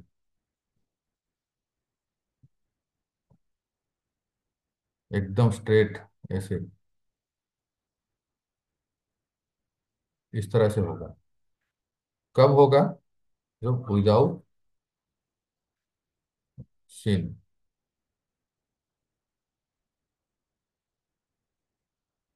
अगर हम किसी प्रकार से पाप नहीं करेंगे, जो हमें गुरु महाराज ने नियम दिया है, 4 नियम का ठीक से पालन करेंगे, तो इस प्रकार से हमारा भक्ति का ग्राफ होगा। अन्यथा क्या होगा, अगर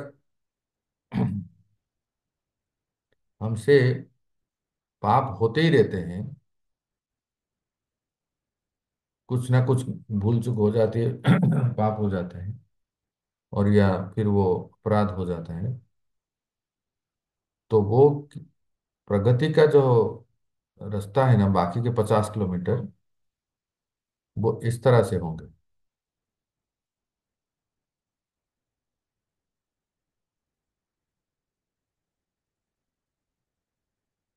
देख रहे हैं ना, दोनों लाइन में कितना अंतर है। ऐसा क्यों जिगजैग जैसा लिखा गया है, क्योंकि ये है विथ सिन। हमसे पाप हो जाता है, नियम भंग हो जाता है, तो हमारी भक्ति की जो ग्राफ है वो आगे तो बढ़ेंगे पर बहुत ही चुनौतीपूर्ण रहेगा। ऐसा जिगजैग क्यों है? क्योंकि बहुत ही चैलेंजिंग रहेगा। और चैलेंजिंग इसलिए रहेगा, मैं आपको बताता हूँ।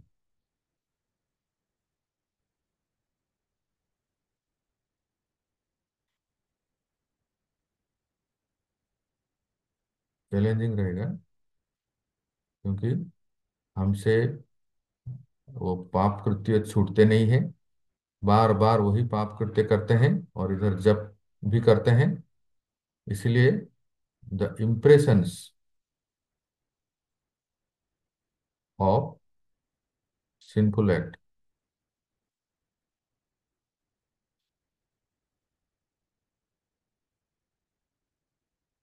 ये जो पाप कृत्य करने से जो इम्प्रेशंस मन में रहते हैं ना, जो हमें इम्पेल करता है टू कमिट मोर, जिसके वजह से भक्ति भी करते हैं, थोड़ी भूल चूक भी होती है, पाप कृत्य कर लेते हैं, जिसके वजह से जो मना किया गया हमें करने के लिए उस कृत्य को करते हैं, जिससे फिर हमारी भक्ति की जो ग्राफ है बहुत ही चुनौतीपूर्ण रहता है।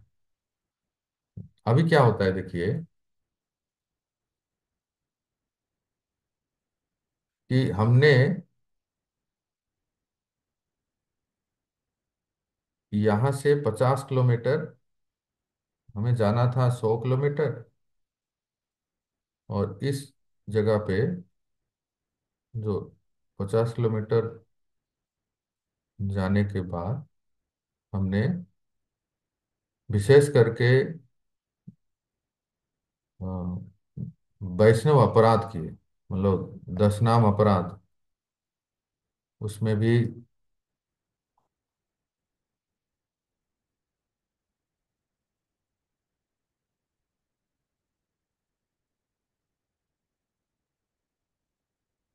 अपराध हुए, कोई भी अपराध।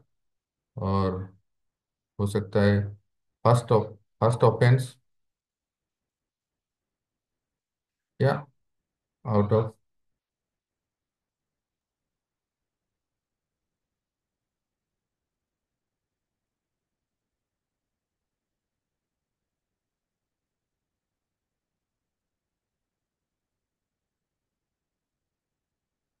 विशेष करके फर्स्ट ऑफेंस।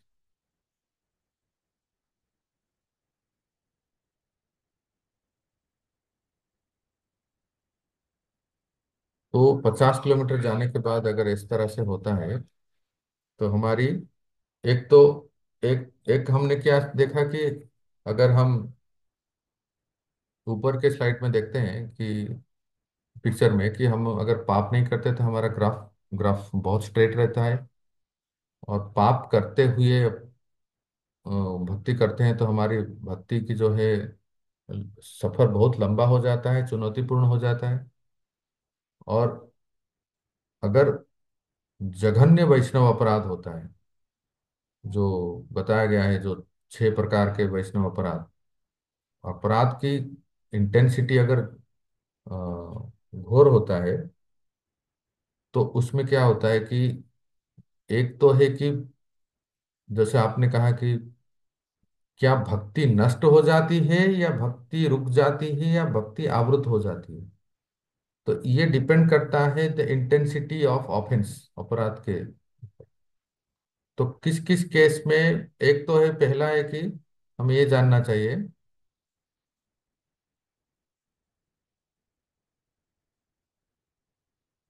कि पहला क्या होता है कि प्रोग्रेस स्टॉप्स। ये कौन से केस में हम चर्चा कर रहे हैं? जब हाथी माता किसी वैष्णव को, साधु को निंदा करके उनको दुखी करना, प्रोग्रेस स्टॉप्स होता है। और दूसरा है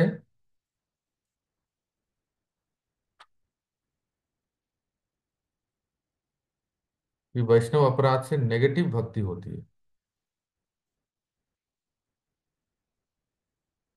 अर्थात वो 10 किलोमीटर बैकवर्ड,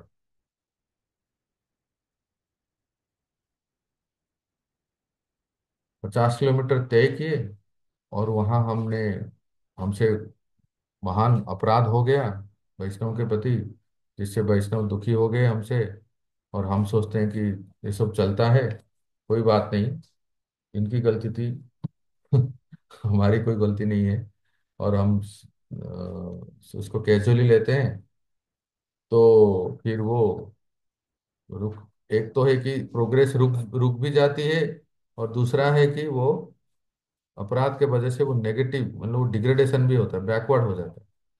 तो अभी आप आप में से जो भी मैथमेटिकल कैलकुलेशन में एक्सपर्ट है, बताइए कि हमारी भक्ति शुरू हुई, हमने 50 किलोमीटर तय किया, और 50 किलोमीटर के बाद अपराध हुआ। अपराध होने से हमने देखा कि प्रोग्रेस भी नहीं हो पा रहा है, और जो अपराध के वजह से हमारी भक्ति भी डाउन हो गई। तो टोटल एग्रीगेट प्रोग्रेस हमारा कितना हुआ, बताइए। 40%। कितना, बोलो ना। 50 राइट। हाँ, 0 प्रभु जी। नहीं नहीं, देखो, ये 50 किलोमीटर तय किए, 50 किलोमीटर के बाद हमसे कोई महान अपराध हो गया जिसके वजह से हमारा भक्ति डाउन हो गया 10 किलोमीटर। तो 50 - 10 कितना हुआ? 40। 40 हो 40। गया 40। प्रभु जी, 40। तो कहने के लिए तो हम लोग कहते हैं कि मैं 25 साल से भक्त हूँ, मैं 50 किलोमीटर तय कर चुका हूँ। हाँ, आप 50 किलोमीटर तय कर चुके हैं, आप 25 साल से, 30 साल से, 40 साल से भक्त हैं, पर what is your progress level?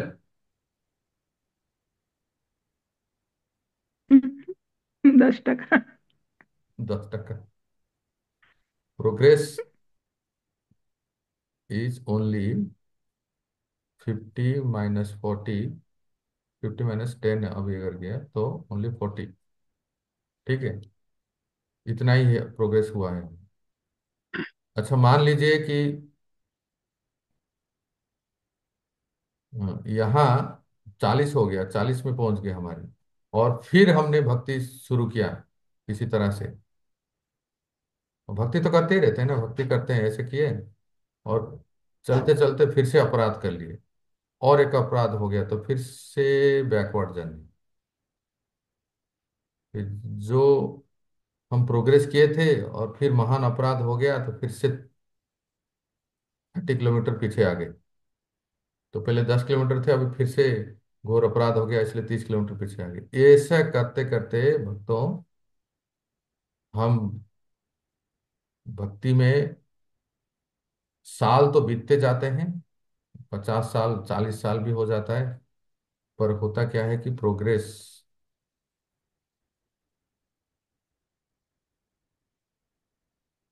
कई बार 10, और कई बार 0 भी हो जाता है, प्रोग्रेस कुछ नहीं होता है। और आप लोगों को सरप्राइज होंगे कि अगर बहुत महान किसी गुरु वैष्णव के चरणों में अपराध हो जाती है, तो हो सकता है प्रोग्रेस जो है नेगेटिव में चला जाता माइनस माइनस में चला जाएगा। है। हाँ, माइनस में चला जाता है इस तरफ। यस, माइनस में जाएंगे। प्रभु जी, उस वो फिर वहां पे फिर भक्ति नष्ट हो जाती, उसको ऐसे यही कहा तो, जाएगा कि ये, भक्ति नष्ट। यही आपसे कह रहे हैं कि ऐसा होता है कि जब कभी ऐसे केस भी आप देखे होंगे कि कोई भक्त भक्ति में आए, भक्त जब तब कर रहे थे, सब कुछ कर रहे थे, और उनसे किसी ना किसी वजह से महान साधु संतों के प्रति अपराध हुआ, फिर धीरे धीरे माला छूट गई, फिर गुरु महाराज से दीक्षा लिए थे, वो दीक्षा भी छूट गई, और फिर से वो कोट सूट बैंड पहन के मूछ रखने लगे, दाढ़ी रखने लगे, कंठी भी कहाँ चली गई, तिलक में ही नहीं दिख रहा है, माला कभी होता है कि नहीं होता है पता नहीं। अब वो लगा कि एक नंबर के पक्का कर्मी है। ऐसा कभी देखा है? हमने तो बहुत देखा है। तो ऐसे केसेस जो हैं, देखा है प्रभु जी। हाँ, देखा है, देखा है। प्रभु जी ऐसे मैं भी केसेस देखा हूँ हैं। प्रभु। हाँ, इस तरह के जो प्रभु केसेस जी हैं, सुने। सुनो सुनो एक प्रभु जी बात। सुने तो बहुत, लेकिन इस उनके जो तरह के जो पिछले केस जन्मों की इस तरह के जो कुछ केसेस, बोले। एक मिनट सुनिए, इस तरह के जो केसेस हैं ना, ये उदाहरण है, ये स्पष्ट बताते हैं कि भक्ति का ह्रास होता है। इतना ह्रास होता है, इतना ह्रास होता है कि बंदा बिल्कुल भक्ति का नामो निशान सब भूल जाता है। अगर हम्म। ऐसे व्यक्ति को अगर भक्ति करना है तो उसको फिर से क्या करना पड़ेगा, देखिए। जीरो से स्टार्ट करना पड़ेगा। हाँ भी सर, बिल्कुल सही। फिर से अज्ञात स्वीकृति, अज्ञात सुकृति से फिर श्रद्धा, श्रद्धा से फिर भजन क्रिया, क्या वो श्रद्धा के बाद साधु संग, साधु साधु संग, संग। भक्ति साधु क्रिया। संग। फिर क्या है भजन क्रिया, भजन क्रिया।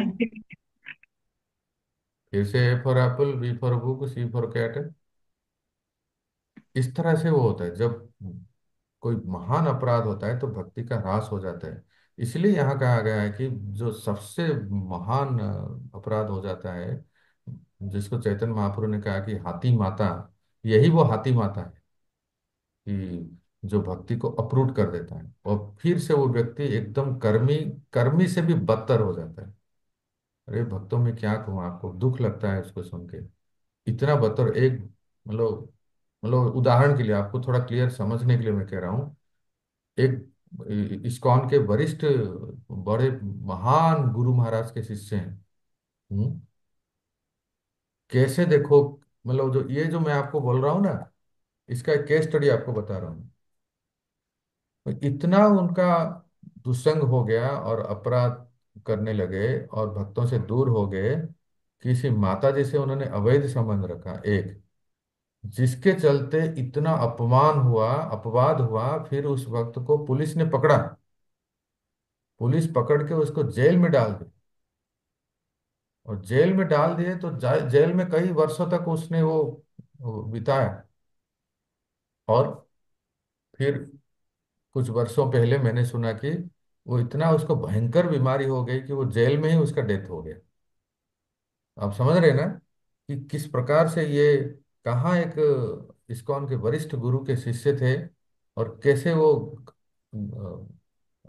असत्संग के प्रभाव से या दुर्वासनाओं के प्रभाव से या अपराध के प्रभाव से फिर वो इतना नीचे चले गए कि वो आए नहीं है, इसका शरीर भी छूट गया। हाँ, इतना है कि वो अ, क्योंकि उन्होंने भक्ति किया था इसलिए किसी नीच योनि में नहीं जाएंगे, परंतु अ, फिर से उनको श्रद्धा, साधु संग यहाँ से शुरू करना पड़ेगा। ठीक है, ये वैष्णव आदि का मतलब। फिर प्रभु जी जैसे बताया जाता है कि भक्ति जहाँ पे समाप्त होती है वहीं से शुरू होती है। तो जैसे आप बता रहे हैं जो परिस्थिति, तो उसमें जो उनके पिछले जन्मों की भक्ति होती है वो भी नष्ट हो जाती है, उसका कैसे समझे उसको? वो वही देखो, फिर क्रिया रह जाती है कि अज्ञात स्वीकृति, कैसे समझे उसको मतलब? एक मिनट रुको, मैं ना इसको शेयर कर देता हूँ, स्टॉप शेयर। हाँ, देखो, जो भी उन्होंने पिछले, आप कह रहे हो पिछले जन्म की स्वीकृति थी इसलिए भक्ति मार्ग में आए, और पिछले जन्म की स्वीकृति तो इसलिए तो वो भक्ति मार्ग में आए। और फिर यह अभी जो उन्होंने भक्ति किया, और पर भक्ति से फिर वो उनका जो उनसे बहुत बड़ा जघन्य पाप हो गया, जिसके चलते उनको दंड भी मिला, और दंड के चलते वो इतने बीमार हो गए, फिर वो शरीर छूट गया। तो इसका मतलब भक्ति ह्रास होते होते, कम होते होते होते होते जीरो क्या नेगेटिव में चले। और फिर जब भी उनको फिर से अगला शरीर मिलेगा तो फिर से उनको वो क्रेडिट कमाना पड़ेगा, और स्वीकृति थोड़ा बहुत जो बचा होगा किसी भक्त संघ में आएंगे तो फिर वो जीरो से ही शुरू करेंगे, 1 2 3 इस तरह से। ठीक है। तो मतलब पिछले जन्म की भक्ति भी सारी नष्ट होगी उनकी, सब खत्म, जीरो। इस जन्म में तो इतना अपकृत्य किया, और पिछले जन्म का काउंट कहाँ से रहेगा? वही इस मतलब हो ओके। जाती है ना, जीरो हो जाती है। हाँ हो जाए ठीक है। हाँ माइनस का मीन्स, माइनस का अर्थ वही है ना, माइनस का जाने का अर्थ है कि पिछले जन्म का भी वो सब। हाँ मतलब वही इनके मतलब लिए। हो गई ना, मतलब जैसे कहते हैं भक्ति कभी नष्ट नहीं होती। वो मतलब जैसे भगवत गीता में श्लोका भी है जो, नया यही तो कह रहा कर्मे हूँ, ना देखो। इसकी हानि होती ना होता है। अरे माता जी, आपने समझा क्या इतना लेकिन गंभीर अपराध रूप में? इतने ज्यादा कर देंगे कि नष्ट हो जाएगी। तो सुनिए मैं जो कह रहा हूँ। देखो, इस ग्राफ में मैं आपको बता रहा हूँ। एक चीज बोलना भूल गया मैं, कुछ बताता हूँ। वो ये है कि देखिए, हम जो कहते हैं कि नेहा विक्रम नास्यस्ति प्रत्यवाय न विद्यते, अर्थात ये है वो नेहा विक्रम नास्यस्ति। आपको बताता हूँ क्या। 50 किलोमीटर तक चले भक्ति में, फॉर एग्जाम्पल, हम्म। और फिर हमसे कोई बड़ा अपराध हुआ, आपकी। प्राप्त हुआ, जो भी हुआ, जिसके वजह से हमारा भक्ति में ह्रास हो गया, और हम्म। 30 किलोमीटर तक जो भी है हमारा कम हो गया, तो बच्चा जो ये 20 किलोमीटर है, हम्म। यही है नेहा विक्रम नास्यस्ति।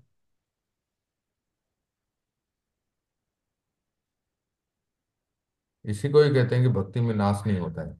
अब जो पूछ रहे हो ना, कि भगवान तो गीता में कहते हैं भक्ति कभी कभी नाश नहीं होता है, तो ये जो बचा जो 20 किलोमीटर है, यही क्या होता है जानते हैं? ये पिछले जन्म की है। देख रहे हैं? अगले जन्म में, नेक्स्ट लाइफ, यही यही फिर नेक्स्ट लाइफ में। कृष्ण प्रभु दंडवत प्रणाम। हाँ, 1 मिनट रुकिए। यही फिर नेक्स्ट लाइफ में वहीं से वो 21 से शुरू करता है। अगर अगर महान अपराध होता है जिससे फिर भक्ति का पूर्णतः नाश हो जाता है, तो फिर तो वो जीरो हो जाता है। जीरो से फिर वो 1 से फिर शुरू करेंगे। तो आप सोच रहे हैं ना, आप देख रहे हैं ना कि हम लोग जो भक्ति मार्ग में है, कितना ये बहुत महत्वपूर्ण है कि हमें बहुत सावधानी बरतनी है। प्रार्थना। हमसे कोई पाप ना हो जाए, और पाप के चलते कोई अपराध ना हो जाए। और सबसे बड़ा है कि जो साधु निंदा, वाणी से, मन से, फिर हाथाहाथी, हाथ से, फिर लात से, इत्यादि जो होता है, और इससे फिर हमारा सब कुछ जो है एकदम नष्ट होता है। और वैष्णव अपराध का सबसे बड़ा परिणाम क्या है जानते हैं? कौन बताएगा?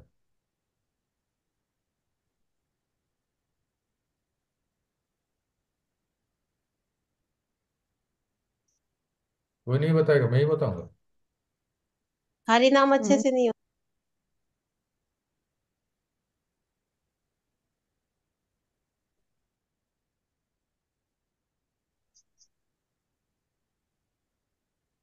ये देखिए,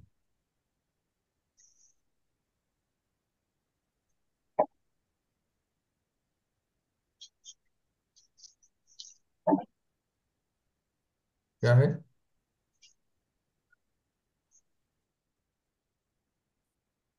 दिख रहा है क्या? भौतिक इच्छा बढ़ जाती है। हम्म, ये है वो। समझे आशुतोष को? हरे कृष्णा प्रभु दंडवत प्रणाम प्रभु जी। प्रभु हाँ। जी, एक चीज थोड़ा सा हमको समझ में नहीं आ रहा है हम्म। कि भागवतम में जब युधिष्ठिर महाराज को भीष्म पितामह से संवाद में जब वो कर्म के सिद्धांत को जब वर्णन कर रहे हैं, तो उसमें बता रहे हैं कि कर्म से कर्म के सिद्धांत को नहीं नहीं काटा जा सकता। कर्म से कर्म का फल को नहीं काटा जा सकता। तो फिर यहाँ से हम कैसे समझे कि जब हम भक्ति करते हैं या कोई मटेरियल इच्छा या कोई अपराध होता है तो फिर हमारी भक्ति जो है कि जीरो हो जाती है? थोड़ा संशय है प्रभु। नहीं नहीं नहीं, मैं समझा नहीं आपका प्रश्न। अरे, युधिष्ठिर महाराज के इसमें महाभारत में हम्म। कर्म के सिद्धांत को बताते हुए बताया जा रहा है वहां पर कि कर्म के फल से दूसरे कर्म के फल को नहीं काटा जा सकता। हाँ तो फिर यहाँ पर हम कैसे समझे कि भक्ति हम कर रहे हैं और कुछ अपराध हो रहा है, तो फिर हमारे अपराध से भक्ति का जो मतलब कि फल है या भक्ति का जो ये है वो हमारा नष्ट हो जाएगा। नहीं, वो तो ये भक्ति है ना, ये कर्म तो नहीं है ना।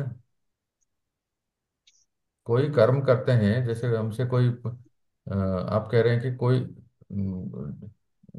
कर्म से कर्म के फल को काटा नहीं जा सकता, क्या उदाहरण बताएंगे थोड़ा?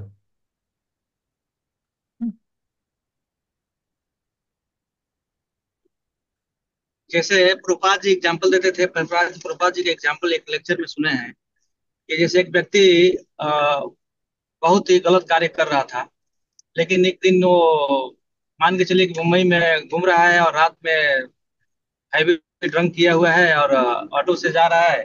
ऑटो के 5 रुपए के उसका भाड़ा हुआ तो 500 रुपये दे दिया उसको। हम्म। तो वहां पे एक्सप्लेन कर रहे हैं कि उसका जो कर्म के अनुसार उसको कुत्ता बनना था, तो कुत्ता बना, लेकिन एक थोड़ा सा उसका ये था कि स्वीकृति हो गई थी कि थोड़ा सा उसको उसने अच्छा जाते डोनेट हैं। कर दिया था, तो उसकी हाँ, तो उसको जो है कि अच्छा मतलब कि थोड़ा सा सुविधा मिल गया। मैं आप जो कह रहे हैं ऐसा आशुतोष नहीं को कि उसका जो है देखिए, कि कर्म का। आशुतोष को मैं समझ गया। जी। आप जो कह रहे हैं ना, देखो, आप जो उदाहरण दे रहे हैं और जो आपका जो प्रश्न है वो कर्म के लिए है, और हम लोग चर्चा कर रहे हैं भक्ति के लिए, और भक्ति और कर्म में अंतर है। यहाँ क्या लेकिन है, यहाँ क्या लेकिन है, अपराध तो कर्म के। ना ना ना, सुनो। यहाँ क्या है कि जो हम लोग भक्ति कर रहे हैं, और भक्ति में हमें बताया गया है कि सावधानी बरतनी है। अर्थात क्या, नियमों का पालन करना है। ये जो 4 नियम पालन करने हैं, धर्म के 4 पिलर हैं, इस धार्मिक धार्मिक नियमों को पालन करना है। तो ये, इसमें अगर वो, देखो, एक सामान्य व्यक्ति में, देखो आपको मैं बता रहा हूँ, एक सामान्य व्यक्ति है, एक भक्त है। अगर कोई आपसे पूछ रहा हूँ आशुतोष को, बताइए, कोई सामान्य व्यक्ति है जो भक्ति नहीं करता है, भक्ति के बारे में ज्यादा जानता नहीं, उसने अगर कोई गलत काम किया, तो उसका फल क्या होगा बताओ? उसको पनिशमेंट मिलेगा। हाँ, कोई सामान्य व्यक्ति है, उसने अगर कोई गलत कृत्य के अवैध संबंध रखा, कुछ चोरी किया, डकैती किया, कोई पाप कृत्य हो गई, तो उसको इस संसार में पुलिस या जो प्रशासन है उसको दंड देंगे। तो इसका मतलब उसको उसको दंड मिलेगा, और इस संसार में भी मिलेगा, और अगले, अगर इस संसार में नहीं मिला कुछ, वो बच गया, तो फिर उसका नरक योनि में, मतलब यमराज उसको दंड देंगे। पर ये नियम भक्तों के लिए नहीं होता है।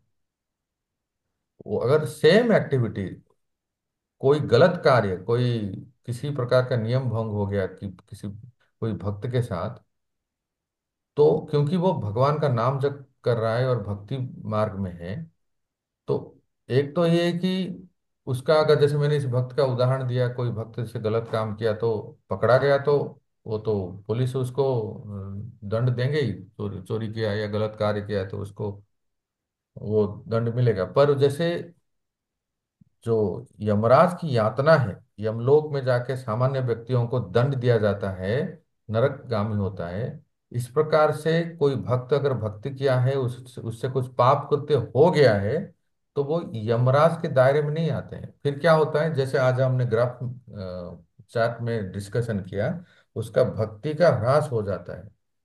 उसका भक्ति बहुत ही तेजी से वो घट जाती है, और घट के फिर वो अ, हो सकता है, अगर जघन्य अपराध है तो वो जीरो भी हो सकती है। तो कर्म के नियम सामान्य लोगों के लिए, और भक्तों के लिए फिर वो अ, यमदूत का नियम, यमराज का नियम लागू नहीं होता है। वो उसका भक्ति में ही कम ज्यादा होता है। और कभी कभी भक्तों के साथ भी, कभी कोई क्योंकि जो भगवान गीता में कहते हैं, किंग कर्म किंग अकर्मेतिस कवयो प्यत्र, विद्वान लोग भी क्या कर्म है, अकर्म क्या है, कर्म के फल कैसे है, वो जान नहीं पाते हैं।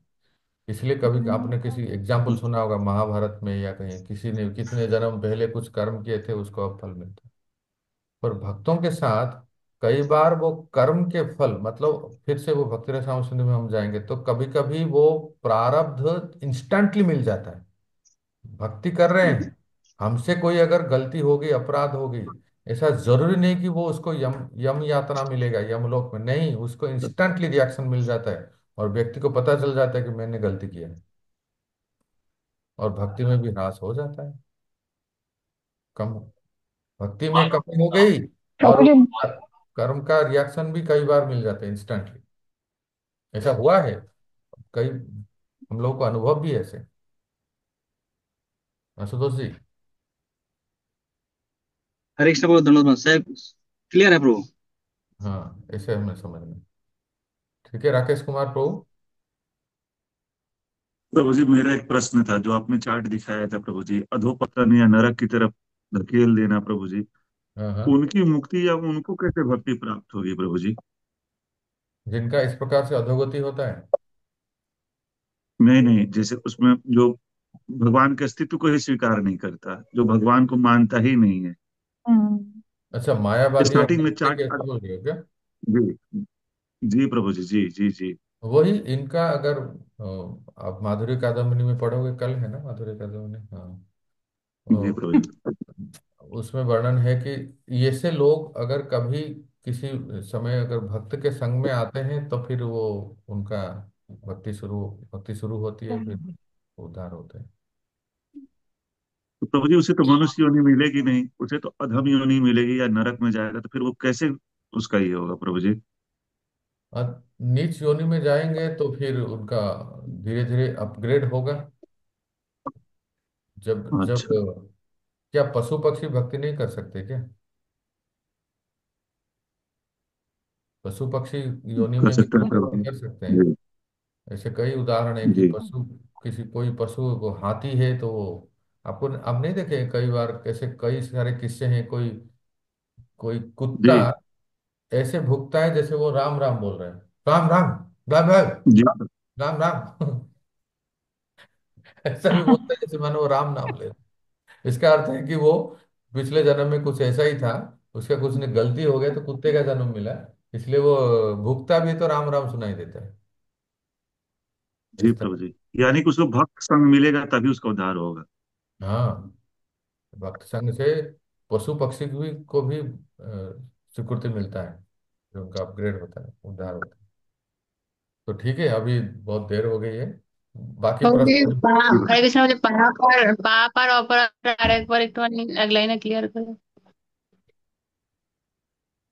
पाप और अपराध, देखो, सामान्य व्यक्ति अगर कोई गलत कार्य करते हैं उसको पाप कहते हैं, और भक्त अगर उस गलत कार्य करते हैं तो उसको अपराध कहते हैं। ठीक है कांता राधा रानी देवी। इसीलिए पाप से अपराध बहुत गहरा है, जघन्य है, हमें हमें बचना प्रभु जी, चाहिए। इसको ऐसे भी लिया जा सकता है, अनजाने में किया गया पाप और जानबूझ के किया गया अपराध। अनजाने में किया हरे गया। कृष्ण। पाप, अनजाने में किया गया पाप और जानबूझ के करा, कि जानबूझ के अब पता है फिर भी हाँ कर हाँ रहे, वो अपराध। हाँ, ऐसा भी कह सकते हैं। कई बार अनजाने में भी भक्तों से गलती हो जाती है, फिर वो, हाँ, सही बात है, बिल्कुल ठीक है। ठीक है। अभी फिर आपकी से माफी है, अपराध की नहीं है। फिर से एक बार आप प्रभु सुनिए। जी, एक प्रसंग है ना प्रभु। अब यहाँ विराम देते हैं, मंगलारती सुबह उठना है। राधे राधे।